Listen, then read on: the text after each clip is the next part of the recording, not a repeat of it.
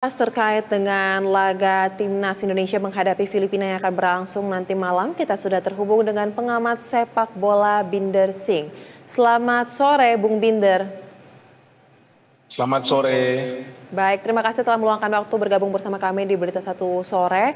Bung Binder, kita lihat ya bahwa nanti malam ini akan ada laga yang cukup krusial karena akan mempertaruhkan tiket ke semifinal ya. Timnas Indonesia akan berhadapan dengan Timnas Filipina. Nah, ini kan bisa juga dikatakan sebagai laga hidup mati.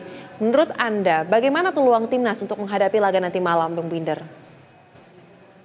Yang harus kita pahami bahwa Filipina yang main malam hari nanti bukan tim Filipina yang sama yang saat itu menghadapi timnas kita di kualifikasi Piala Dunia round 2 ya.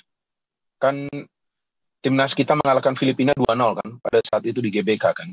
Jadi tim yang nanti malam main itu tidak diisi oleh materi pemain yang sama. Ada banyak pemain baru, ada banyak pemain muda, bahkan pelatihnya pun bukan pelatih yang sebelum yang asal Belgia itu Tom Saintfiet. Tapi kali ini pelatihnya asal Spanyol, Albert Capellas. Artinya kalau kita berbicara soal peluang, walaupun timnas kita di Piala AFF kali ini diperkuat oleh mayoritas para pemain yang usianya di bawah 22 tahun, tetap peluang bagi timnas kita untuk menang bukan cuma cukup besar, tapi sangat besar. Berarti peluangnya cukup besar ya. Nah, kemudian 21 kali kemenangan atas Filipina kan bisa menjadi modal ya dalam pertemuan kali ini. Walaupun timnya berbeda, tidak sama dengan tim yang sebelumnya pernah bertanding dengan Timnas. Tapi ada nggak kira-kira hal yang perlu diantisipasi oleh Timnas Garuda? Yang perlu diantisipasi counter dari para pemain Filipina. Karena sama seperti timnas kita, Filipina itu punya kecepatan di lini depan mereka. Dan mereka juga bermain dengan 3 penyerang. Jadi jika sebelumnya Filipina dengan pelatih asal Belgia tersebut, Tom Saintfiet main formasinya 4-2-3-1, dengan pelatih asal Spanyol, Albert Capellas ini yang baru 6 atau 7 pertandingan, melatih Filipina formasinya 4-3-3. Jadi mereka juga menempatkan 3 pemain di depan, yang masih muda-muda semuanya, 21, 22 tahun.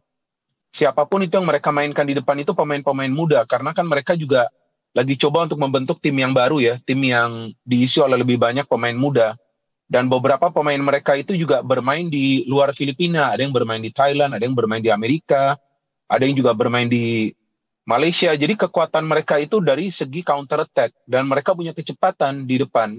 Artinya bagi para pemain timnas kita, jangan sampai membuat kesalahan-kesalahan seperti yang mereka lakukan lawan Laos. Kan lawan Laos itu kan, timnas kita itu kan kemasukan gol pada saat tidak bisa mengantisipasi permainan cepat dari para pemain Laos. Bahkan ada 2 kali itu kena counter attack. Baik, berarti lini depan ini menjadi perhatian khusus ya oleh Timnas dalam menghadapi laga nanti malam. Kemudian terkait dengan formasi yang akan dimainkan nanti malam, menurut Anda sebaiknya seperti apa jika ada kondisi lini depan ini menjadi suatu ancaman? Ya, saya pikir dengan formasi 3-4-3 juga sebetulnya sudah oke ya. Karena kan formasi 3-4-3 ini kan bisa berubah juga ya menjadi 3-5-2 atau juga menjadi 5-3-2 pada saat bertahan. Artinya pada saat bertahan timnas kita akan lebih banyak mengandalkan pemain-pemain di tengah dan juga di belakang untuk bisa menutup ruang-ruang yang terbuka. Jadi kalau menurut saya formasinya antara 3-4-3 atau 3-5-2 itu fine saja sih. Tapi yang paling penting itu jangan kehilangan posisi setelah menyerang. Karena kelemahan yang terlihat dari permainan timnas kita di Piala AFF kali ini adalah pada saat para pemain sudah menyelesaikan suatu proses serangan, kembalinya itu ke lini mereka masing-masing agak lamban.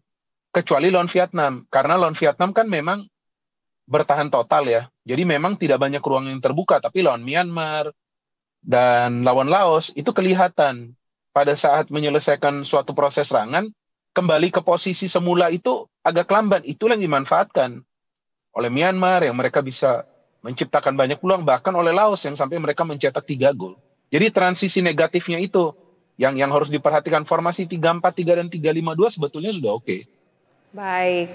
Kemudian sebelum menghadapi timnas Indonesia, sebelumnya kan Filipina terbukti mampu menahan imbang Vietnam. Nah, terkait dengan hal ini, apa menjadi catatan Anda yang penting untuk diperhatikan juga oleh timnas Indonesia? Memang dari segi hasil akhir Filipina mampu menahan imbang Vietnam itu, kalau dari segi hasil akhir memang merupakan sebuah kejutan. Karena kan Vietnam sebetulnya juga jauh di atas Filipina, tapi kalau dari segi permainan sebetulnya Vietnam yang bermain jauh lebih baik daripada Filipina di pertandingan tersebut. Dan memang Filipina kebantu juga dengan lapangan sintetis mereka yang mempersulit juga para pemain Vietnam untuk bisa menyiapkan skenario permainan yang rapi, mengandalkan umpan-umpan pendek. Jadi Vietnam mainnya agak sedikit berbeda. Lawan Filipina, pada saat main di Filipina lebih banyak mengandalkan umpan-umpan jauh. Itulah yang membuat mereka juga sedikit kesulitan untuk menciptakan banyak peluang. Tapi secara permainan Vietnam yang memegang kendali. Para pemain Filipina itu kan lebih banyak mengandalkan counter attack. Jadi saya pikir hasil imbang lawan Vietnam itu bukan berarti bahwa Filipina adalah tim yang memang superior dibandingkan Indonesia. Tapi memang mereka terbantu juga. Yang pertama, para pemain Vietnam kesulitan juga untuk bermain dengan tempo tinggi, dengan kondisi lapangan. Dan yang kedua, memang para pemain Filipina itu yang saya lihat di pertandingan lawan Vietnam mainnya sedikit berbeda dengan mengandalkan permainan agresif. Yang membuat para pemain Vietnam juga beberapa kali kehilangan bola. Tapi secara alur permainan, Vietnam dominan di pertandingan tersebut. Karena terbukti, walaupun Filipina sudah unggul, dan mungkin mereka mengira mereka akan menang, tapi kan Vietnam akhirnya bisa menyamakan kedudukan kan jelang pertandingan berakhir itu. Baik, berarti menarik juga ya untuk kita antisipasi ya timnas Filipina ini, bagaimana permainan nanti malam akan disajikan ya. Nah, kemudian karena ini laga hidup mati, seberapa penting timnas Indonesia mampu untuk dapat mencuri poin awal menurut Anda, Bung Binder? Kalau soal kepentingan, memang kepentingannya adalah untuk lolos dari fase grup kan. Memang idealnya timnas kita mencetak gol lebih dulu. Tapi perlu juga diperhatikan bahwa timnas kita itu bukan saja harus mencetak gol lebih dulu, tapi juga harus memegang kendali permainan. Karena ini kan pemain-pemain muda yang main ya, dan para pemain muda ini kan baru pertama kali bermain di level senior, langsung mereka berhadapan dengan tim yang diisi oleh mayoritas para pemain senior seperti Filipina. Mereka ada pemain muda, tapi ada juga banyak pemain seniornya, seperti di back, di kiper, itu pemain-pemain senior mereka mainkan. Jadi di posisi-posisi yang vital mereka mainkan pemain senior. Bahkan di tengah. Artinya kalau soal kepentingan menang tentu. Ada kepentingan untuk menang agar bisa lolos dari fase grup. Kan ada beberapa skenario untuk bisa lolos. Ya bisa juga timnas lolos jika tidak menang. Tapi tergantung juga kan hasil dari Myanmar lawan Vietnam. Tapi pada intinya para pemain timnas kita harus fokus untuk menang. Dan saya pikir dengan mencetak gol lebih awal itu akan mempermudah misi para pemain muda kita untuk bisa meraih kemenangan. Jadi gol pertama ini krusial karena tentu pada saat butuh 3 poin kan kemungkinan juga akan ada pressure ya bagi para pemain kita untuk menampilkan permainan terbaik. Baik, berarti sangat menarik ya untuk dapat kita nantikan bagaimana laga nanti malam dan berharap penuh agar timnas Indonesia mampu mencuri poin di awal sehingga cita-cita untuk dapat melaju ke semifinal ini dapat realisasi. Terima kasih pengamat sepak bola Binder Singh telah berbagi analisa bersama kami di Berita Satu Sore. Sama-sama.